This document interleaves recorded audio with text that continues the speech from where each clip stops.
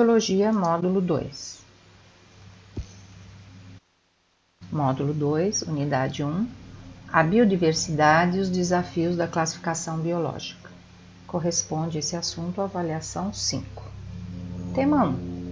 As fases da classificação biológica. Então, na época de Aristóteles, em 384, no ano de 384 a.C.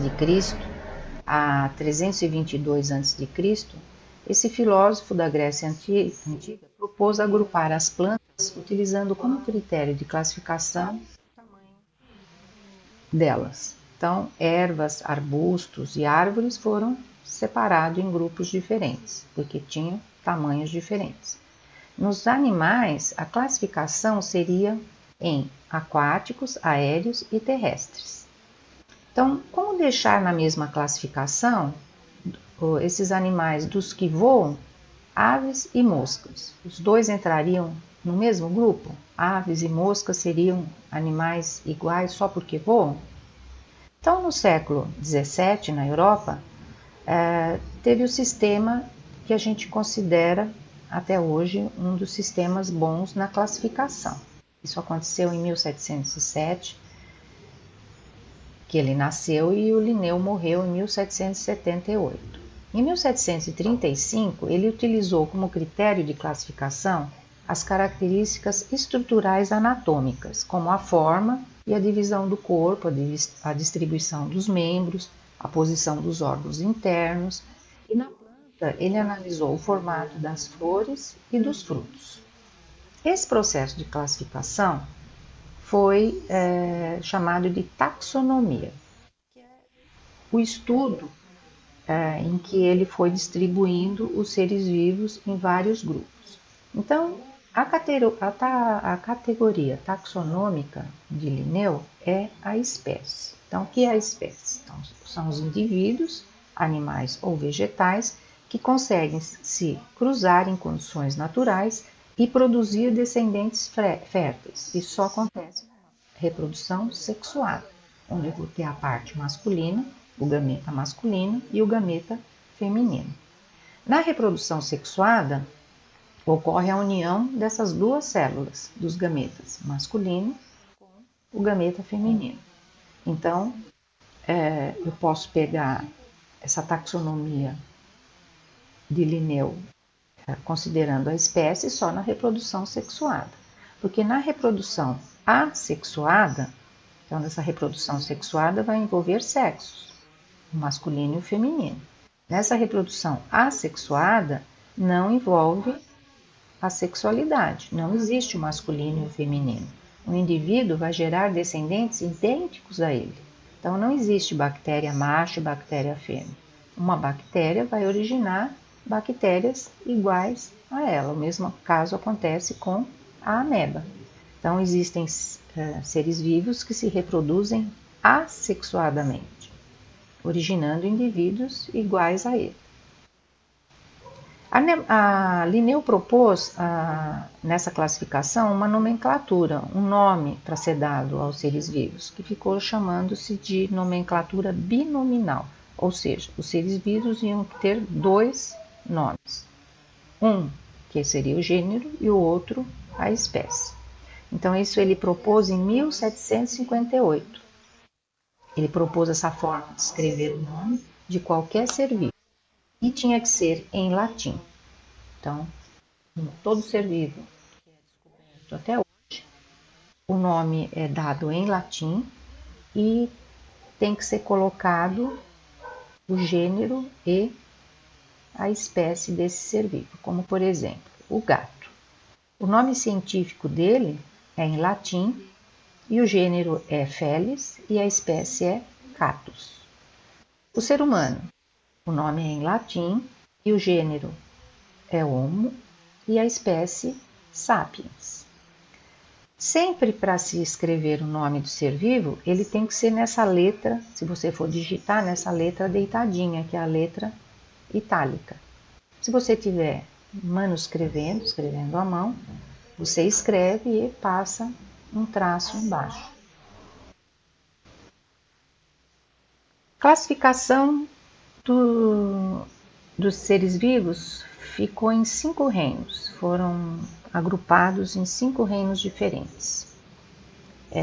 Entram nesses 5 reinos os seres vivos que são formados por células. Então, todos os seres vivos são formados por células, mas tem um ser vivo, que é o vírus, que ele não entra em nenhum reino porque ele não tem célula. Os vírus possuem uma cápsula de proteína com um DNA dentro. Então, existem 5 reinos, onde os vírus não se encaixam em nenhum deles. Então, nós temos o reino do animal, reino vegetal, reino monera, reino protista e o reino fungo.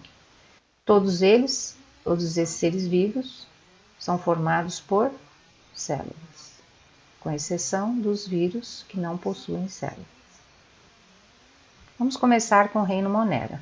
O reino monera é o reino das bactérias e das árqueas. Esse reino são o reino dos seres que são unicelulares, possuem uma célula só. A célula é procariótica, quer dizer isso. O material genético é circular e fica espalhado pelo citoplasma. Então tem o DNA da bactéria, ela possui a membrana plasmática com o DNA dentro, e esse DNA está espalhado pelo citoplasma. As bactérias elas têm diferentes formatos. Elas vivem em colônias, causam doenças, possuem a membrana celular, uma parede externa, um flagelo para se movimentar. E a reprodução é assexuada, a gente chama de divisão binária. Então ela vai se reproduzir, originando seres iguais a ela. Ela pode causar doenças, como a cólera, pneumonia, meningite, tétano, a cárie, a gonorreia e sífilis. As árqueas, têm diferentes formatos. Elas precisam de pouco ou nenhum oxigênio. Elas podem viver em lagos salgados, fontes termais, que chegam a 80 graus Celsius, e elas têm uma parede celular diferente. Então, por isso que elas não entram no mesmo grupo das bactérias. O reino protista são os protozoários e algas. Os protozoários são as amebas, que são unicelulares, possuem célula eucariótica, diferente das bactérias que possuem célula procariótica. O material genético está espalhado pelo citoplasma. No reino protista, a célula é eucariótica. O núcleo, o DNA, está envolvido por uma membrana chamada carioteca. Eles são heterótrofos, o que quer dizer isso? Obtêm nutrientes de alimentos, vivem em água doce ou salgada ou em terra úmida. Causam doenças como malária, doenças de Chaga, amebíase, toxoplasmose. As algas também são unicelulares, mas podem ser multicelulares. Então elas podem ser microscópicas ou não. A célula também é eucariótica, quer dizer isso. O núcleo, o DNA, é envolto por uma membrana chamada carioteca. São autótrofos. Autótrofos são aqueles seres que obtêm os nutrientes através do processo da fotossíntese, e não através de alimentos, como os heterótrofos. E podem viver em água doce ou salgada. O reino dos fungos são os cogumelos, os bolores, leveduras e fermentos. Eles podem ser unicelulares, microscópicos, ou multicelulares, como o bolor, por exemplo, que você consegue enxergar. São heterótrofos, obtêm os nutrientes através dos alimentos. São eucarióticos, que quer dizer isso? O DNA é envolvido por uma membrana chamada carioteca. Vivem sempre em superfície úmida, são responsáveis pela decomposição dos seres vivos, fazem a reciclagem dos elementos químicos. Então, juntamente com as bactérias, eles decompõem os seres vivos, fazendo com que esses elementos químicos que compõem o corpo dos seres vivos retornem ao solo, adubando esse solo novamente. As leveduras são usadas para o crescimento do pão, na elaboração de cerveja e dos vinhos. Podem causar doenças como micoses, que é doenças de pele, ou problemas nos pulmões. Os fungos fazem uma associação com as algas, formando os líquens. que crescem em troncos de árvores e rochas e vivem numa relação ecológica chamada de mutualismo, onde um ajuda o outro. As algas fazem o alimento através da fotossíntese, para isso ela precisa de água, e o fungo consegue essa água para a alga. Os vírus, eles não possuem organização celular, então eles são acelulares, sem células. Possuem cápsula de proteína, na qual se encontra o material genético, DNA ou RNA. São menores do que as bactérias, são parasitas das células, então eles entram dentro das células para conseguir formar outros vírus. Causam doenças como gripes, AIDS, dengue, febre amarela, catapora, sarampo, hepatite, raiva e herpes.